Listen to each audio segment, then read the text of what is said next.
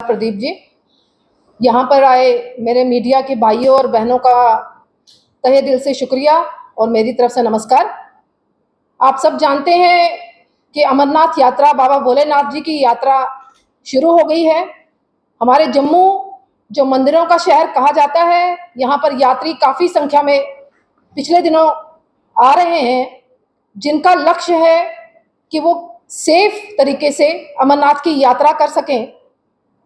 मैं आपके माध्यम से देश भर से आए यात्रियों का, विदेश से आए यात्रियों का हार्दिक अभिनंदन और स्वागत करती हूं।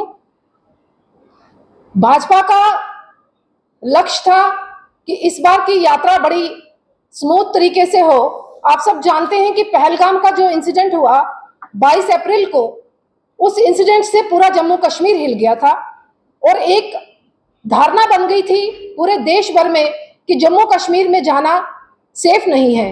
हमें उम्मीद नहीं थी कि इतनी संख्या में यात्रु आएंगे। पिछले साल 5 लाख से ज्यादा की संख्या यात्रियों की रही है और इस साल रजिस्ट्रेशन जो हुई है 4 लाख से ज्यादा की हुई है। कश्मीर की जनता भी उम्मीद नहीं कर रही थी कि इतने यात्री इस बार भोलेनाथ जी की यात्रा में शामिल होंगे।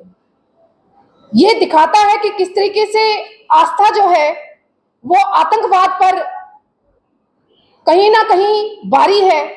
लोगों की आस्था आतंकवाद को नहीं मानती। जितनी भी कोशिश कर ले दुश्मन देश हमारे यहाँ पर लोगों को रोकने की, हमारे यात्रियों का मनोबल गिराने की, वो कहीं भी सफल नहीं हुए हैं। ये जोरदार तमाचा है हमारे पड़ोसी मुल्क को। आप लोगों ने देखा कि पहलगाम के इंसिडेंट के बाद वहां के लोकल्स, कश्मीर के लोकल्स सड़कों पर निकले। हिस्ट्री में पहली बार ऐसा देखने को मिला। मुझे लगता है कि 370 की एब्रोगेशन के बाद लोग भी समझ गए हैं कि वो भारत का अटूट अंग है और जो ये यात्री हैं वो भारत के यात्री हैं, चाहे वो किसी भी धर्म की यात्रा हो, चाहे हमारे हिंदू भाइयों की यात्रा हो या मुसलमान भाइयों की यात्रा हो। जम्मू कश्मीर का इतिहास रहा है कि हम भाईचारे के साथ इतने सालों से यहाँ अमरनाथ की यात्रा को चलाते रहे। मैं सभी यात्रियों को आश्वासन देना चाहूंगी कि लोकल्स यहाँ के, जम्मू के तो आपके साथ हैं, इस बार जो है कश्मीर के भी जनता देखने को मिल रही है कि वो आप लोगों के साथ है। बिल्कुल एलजी साहब ने बड़े तरीके से सिक्योरिटी का इंतजाम रखा हुआ है। यात्री बोल रहे हैं कि जगह जगह सिक्योरिटी ग्रिड बड़ा स्ट्रांग है।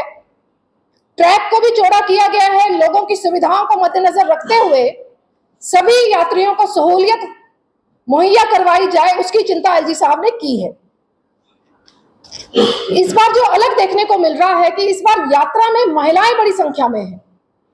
जो पहलगाम का इंसिडेंट हुआ था उसमें महिलाओं को टारगेट करके जो आतंकवादियों ने कहीं ना कहीं उनको कहा था कि जाके मोदी को दिखा दीजिए कि हम लोग क्या कर सकते हैं।